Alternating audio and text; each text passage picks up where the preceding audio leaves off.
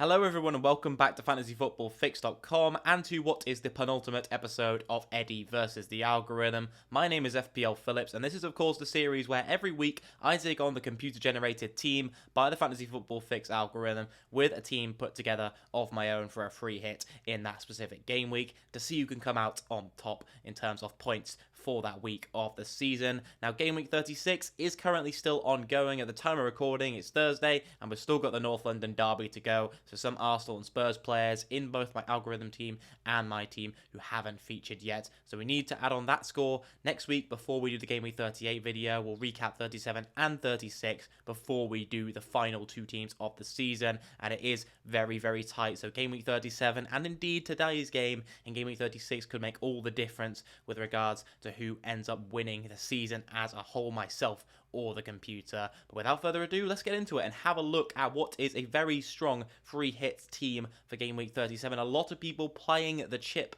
this week themselves. So if you're considering it and looking for some players and some advice on who you should be having in your free hit sides, then you're definitely in the right place. So here we are then, the algorithm side for Game Week 37, and instantly I can see, if you can see down there on the bench, I appreciate it's quite small, quite a lot of price down there on the bench already. I'm seeing an algorithm predicted points total of 93 points, which is very nice for a game week where there aren't many teams with doubles that look particularly strong. But anyway, 93 points, still a very nice predicted points total. We've got Tielemans, Mount, Anderson, and then Schmeichel on the bench, which to be honest, I think is a bit too much fun spent there. If you're on a free hit, you definitely really are trying to go for players who you think will be starting anyway. Maybe having one outfield cover player on the bench is probably all you need, really. You could then maybe even get away with two duds and end up putting all the funds into the starting 11 to try and optimise your points for that game week even more. But yeah, Mason Mount, Tielemans, I think they're a bit of a waste sticking them down there. It's expensive players. You could go with just some duds, 4.5s, 4.0s in terms of defenders, whoever. Stick Almaty down there. Simicast even if you want to save some funds. I think that's the way to go if you're on a free hit. But the algorithm thinks otherwise. But let's get into the starting 11 then and having a look at the goalkeeper. It's going to be unsurprisingly Jordan Pickford who comes in top of the predicted points totals for goalkeepers in terms of Game Week 37. Emiliano Martinez of Aston Villa isn't far behind, to be honest, but I think in terms of capitalising on your outfield players, I think there are stronger Aston Villa outfield players than there are with Everton. There aren't too many options outside of the attackers in Richarlison and Gordon that you can be going for from Everton. So perhaps going with Pickford seems the most sensible way. But if you're looking to go a bit outside of the templates, then going for Martinez doesn't look a bad shout at all. And you could even go with Schmeichel, who is down there on the bench, who I'm sure a lot of people who aren't playing the free hit are going to be fielding in goal this week. But he does have that tougher of the two fixtures against Chelsea, as well as the away game against Watford. So moving into the defence then, and we're looking at a back four this week for the algorithm, which features 3 double game week players, and as I mentioned, 2 Aston Villa outfield players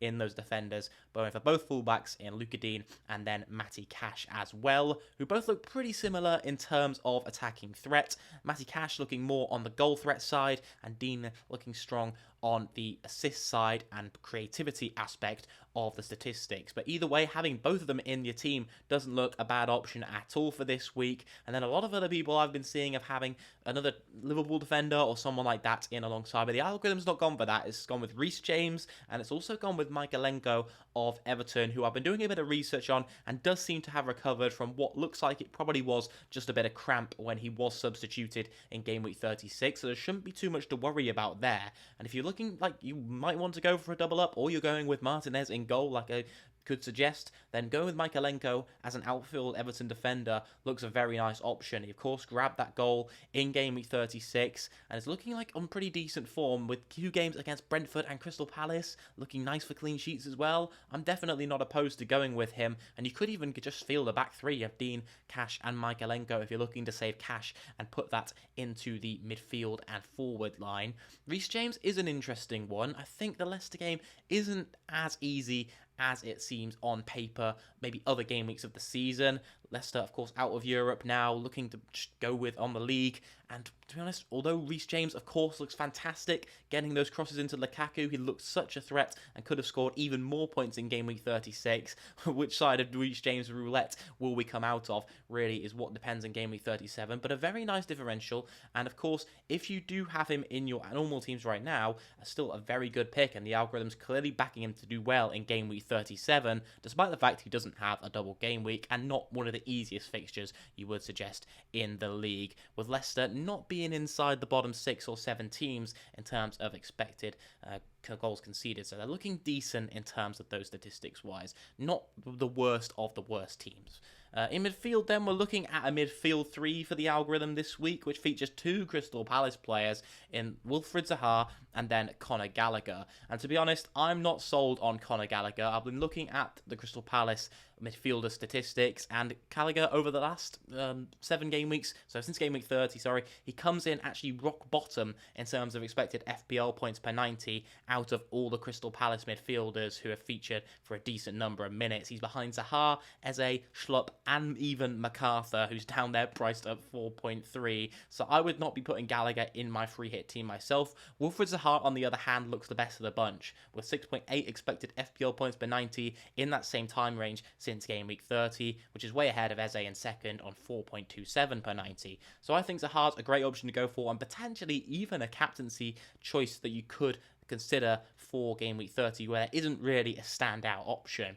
But another option that people will be considering is next to him in this side, Mohamed Salah, who doesn't seem to be on the best form at the moment. Very unfortunate for people who captained him or even triple captained him in game week 36. Of course, not featuring in one of the games where he only came off the bench. It's just not really looking good for Mohamed Salah. After getting that rest in game week 35, I think a lot of people thought he was kind of nailed on for the rest of the season, but Klopp roulette could seem like it's becoming a thing right now. I'd expect him to start against Southampton. Mane's played like 8 games in a row by now, so surely he's the one due a rest over the Egyptian king this time. But either way, not looking too convincing in front of goal, unless it's from a penalty or Manchester United are in town recently, the Egyptian. And then finally up front, we're looking at a forward 3 of Danny Ings, Richarlison, and Jamie Vardy. And Danny Ings is the first one we're going to address. A very interesting selection, of course, with Ollie Watkins looked to have picked up a knock in that game against Liverpool, the second game of game week 36 for them. So bringing in Danny Ings could be a very nice option. And of course, if Watkins is out, that also improves expected minutes for the likes of Coutinho and Buendia if you're looking to pick up a midfielder from Aston Villa instead. But we're yet to see the press conferences from that, so it'll be good to wait and see what comes out from Gerrard, what he mentions about the Watkins injury, which will of course be good for other Aston Villa attackers if he isn't available. But then of course, if Watkins is available, could become an option once again himself, who was looking like he was going to be quite popular this week before the injury did occur. Richarlison seems a very template pick for this free hit draft, with games against Brentford and Crystal Palace. His underlying data has looked very good, and a lot of people and a lot of algorithms having him very high up in terms of the predicted points totals for this week, including the Fantasy Football Fix, the best algorithm of them all. And then finally, Jamie Vardy, who of course scored 2 goals in that game against Norwich in game week 36. Perhaps the bandwagon could be back. I wasn't too convinced, but now seeing that, it made me switch my mind for Vardy. Could be putting him in favour of that. I don't know. Are you sold on Jamie Vardy? Is he actually going to get the minutes with Daka and Iheanacho there as well to be able to score big in this double game week? With one game against Chelsea as well, I'm not 100% sold. But anyways, the armband is in fact going on Jamie Vardy from the algorithm when he's the top projected point scorer of the game week for the algorithm. The vice-captaincy armband goes on Pickford if it's need be, which proves how high up he is, even as a goalkeeper in the rankings this week. And yeah, that's going to wrap up the algorithm team, which once again has that predicted points total of 93, a very nice looking score, which could end up, you never even know, being over 100 for game week 37. So I've got to go away and get my team together and show you it now. That's going to be taking on this team and try and outscore it for points in this game week. So here is the team that I've gone for to take on the algorithm side in game week 37, and what will probably end up being the free hit team that I myself will be using when I activate the chip in my own personal team. Of course, it may be subject to change for the press conferences, but right now we're locking it in. That's kind of the bullet we have to bite, if necessary, when we want to release this series on Thursday. So of course, don't take too much of it for granted. Do make sure you watch the press conferences and don't just lock in this team without having having all the information available that you can have to you before the deadline, which of course is a little bit later this week as well. But there has been some quite serious surgery to this team to try and build it in and get the players in that I wanted, namely Heung-min Son and Kevin De Bruyne in midfield are those that have come in to bolster the side. I think De Bruyne at the moment just seems to be playing every game and really seems in that kind of form where you can't really go without him. Against West Ham, not too difficult a fixture as well, and in that kind of form where he is really, really thriving, of course, with a magnificent 4 goals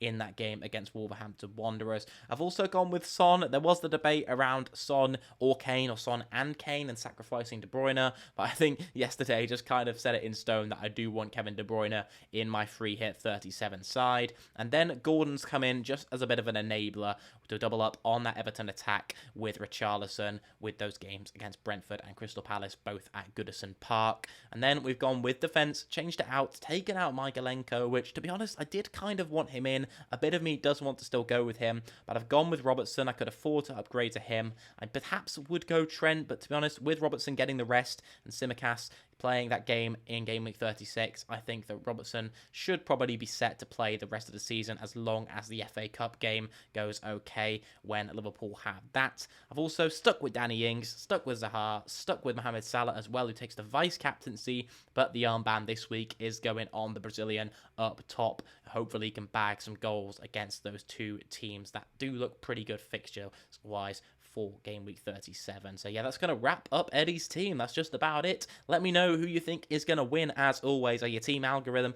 or your team Eddie for this week? Who do you think is going to come out on top? I'm feeling relatively confident. We've got some pretty poor players on the bench, to be honest, but I'm not sure that any of them will be needed. Fingers crossed, touch wood. But yeah, going with those. Stuck in Armati, who hopefully might get a start, and then Richardson and Tsimikas, who aren't going to get anything, but hopefully will not be needed. Otherwise, we could be in some serious trouble, but you never know. If Robertson's out, then it'll probably be Tsimikas playing anyway, so I may as well have him on the bench to replace him if need be. But yeah, that's going to wrap up Eddie versus the algorithm for another week. Let me know, as always, who's going to win down below in the comments. Quick reminder, I reply to everyone. If you've got some questions about your own team, drop them down there too. I'll try my best to get back to you with a quick reply. But yeah, I wish you the best of luck for game week 37, everyone, and I'll see you soon in the next one. Goodbye. Before you go, remember to check out the new Chrome extension from fantasyfootballfix.com. I've been using it on my own personal team, and you can see so much useful information at the click of a button, all on one website. Definitely worth a download, absolutely free off the Chrome store. Get it downloaded.